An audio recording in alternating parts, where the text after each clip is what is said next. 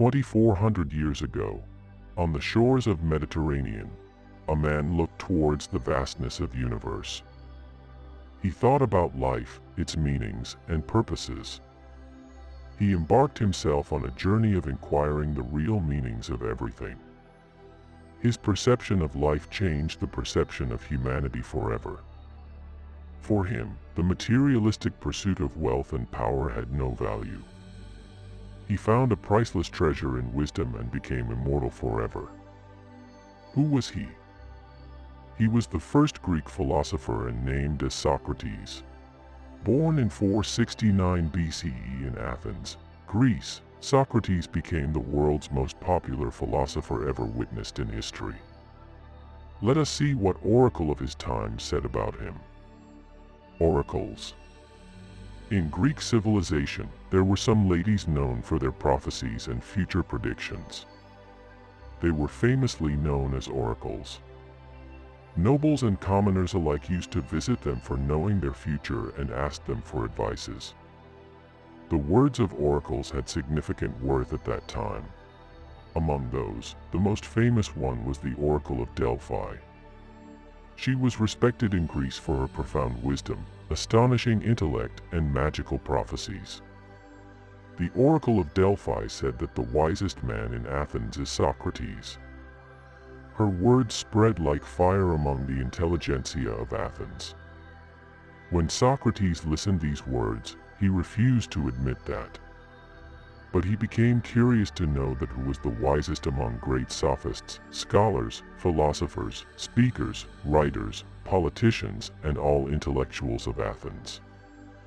Here starts the journey of a great idea. Socrates went to everyone whom he thought wise person. He asked them questions about different things. Socrates asked a notable philosopher, Protagoras, about truth. Come with me and listen to their interesting dialogue. Socrates, what is truth? Protagoras, truth is relative. It is only a matter of opinion. Socrates, you mean that truth is mere subjective opinion? Protagoras, exactly. What is true for you is true for you, and what is true for me is true for me. Truth is subjective. Socrates, do you really mean that? That my opinion is true by virtue of its being my opinion? Protagoras, indeed I do. Socrates, my opinion is, truth is absolute, not opinion, and that you, Mr. Protagoras, are absolutely in error. Since this is my opinion, then you must grant that it is true according to your philosophy. Protagoras, you are quite correct, Socrates. How simply Socrates revealed the ignorance of Protagoras about his concept of truth.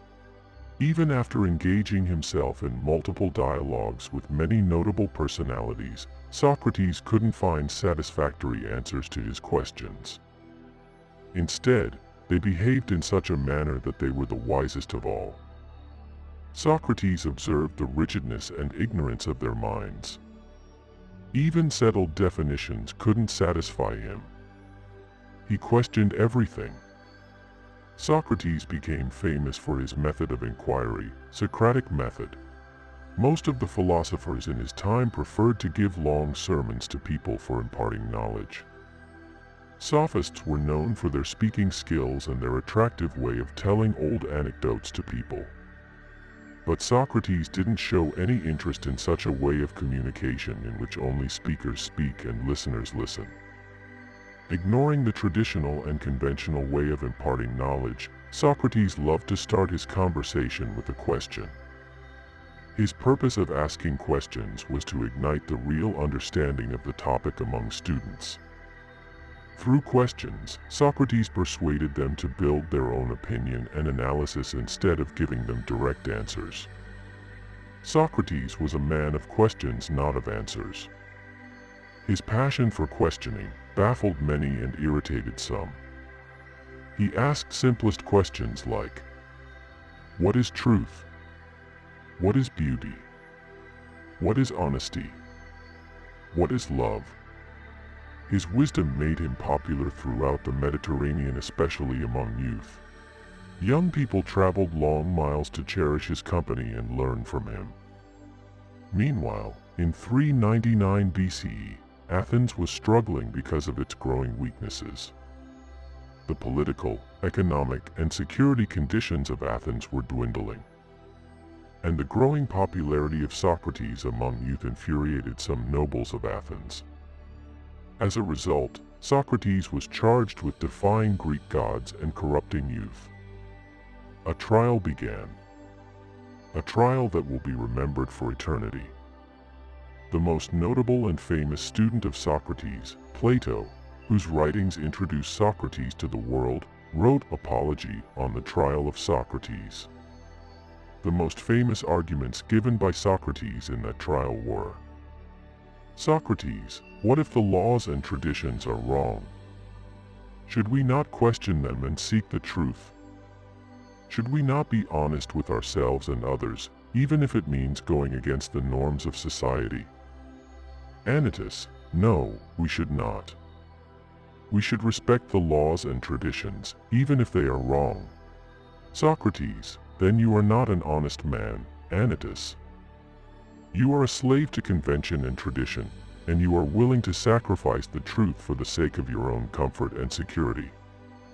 I, on the other hand, will always seek the truth, even if it means going against the norms of society and facing punishment. For I believe that honesty and integrity are the highest virtues, and that they are essential for a just and flourishing society. He also said, it is not my crimes that will convict me, but instead, rumor, gossip, the fact that by whispering together you will persuade yourselves that I am guilty. At that day Socrates announced publicly that Oracle of Delphi called him the wisest man in Athens. He said, I admit that I am the wisest because I know that I know nothing. This idea, the recognition and admittance of ignorance, changed the whole dynamics of knowledge, wisdom, and intellect. It laid foundation for science to nourish and flourish. It opened a whole new spectrum of knowledge for humanity. Socrates went to the extent of saying that the only virtue is knowledge, and the only sin is ignorance. He said to the whole jury of 501 judges and people present at the trial that an unexamined life is not worth living. Socrates was ready to face the consequences of his quest for knowledge. For him, knowledge was the measure of morality, values, and character. And the trial concluded in giving death sentence to Socrates. In prison, Socrates was offered an escape from his close noble friends. But he refused the offer by saying that I cannot live in shame of escaping and defying laws of my place. Stating that death is not something to be feared but an opportunity to know afterlife, Socrates drank the hemlock, poison bowl, bravely without showing a single sign of fear and weakness. By drinking poison, Socrates became immortal. His philosophy inspired generations to come. The whole Western thought was designed by Socrates. He is also known as the father of Western philosophy. Plato, one of the most famous philosophers of all time, was his disciple. Plato took the legacy of Socrates to all-time high. His love for reason gave birth to utopia and idealism. Similarly, Socrates' idea of ignorance led Descartes, another philosopher, to the idea of doubt. And Descartes became the father of modern philosophy. Socratic method has become universal for understanding complex ideas. The method is now popular for learning and building strong arguments and opinions. Socratic method is now used in teaching methods as it keeps students engaged in learning activity. Meanwhile, it unlocks different mental faculties for finding answers to questions. Socrates was also not an advocate of writing words. He believed that words can't convey a proper message. Words have no meanings until they are not explained by their father. Written words are dependent for their clarification. His idea is now becoming popular as psychologists are revealing that the new generation has become so accustomed to keyboards and texting that their speaking skills are diminishing and declining. Socrates is very relevant in this world of rhetoric and populism. He was against rhetorics that are not based on truth and reason but on emotions and passions. He said, "Rhetorics without having truth are the real danger to a society." And we are witnessing the very danger. Emotional rhetorics and slogans are widening the gulf among nations and countries. Popular slogans are changing the peaceful dynamics of the world. Socrates had warned us many centuries ago. He is also a light in the darkness of overburdening facts and information. Socrates was the strong advocate of self-knowledge. He believed that one can only understand things if one thinks. The inquiry is the first step towards getting knowledge and wisdom. Too much reliance on facts without proper examination can lead man to false conclusions. Socrates inspired people to think for themselves. Seek wisdom. Don't follow traditions that are not based on truth. Only this way can lead humanity to real knowledge and wisdom.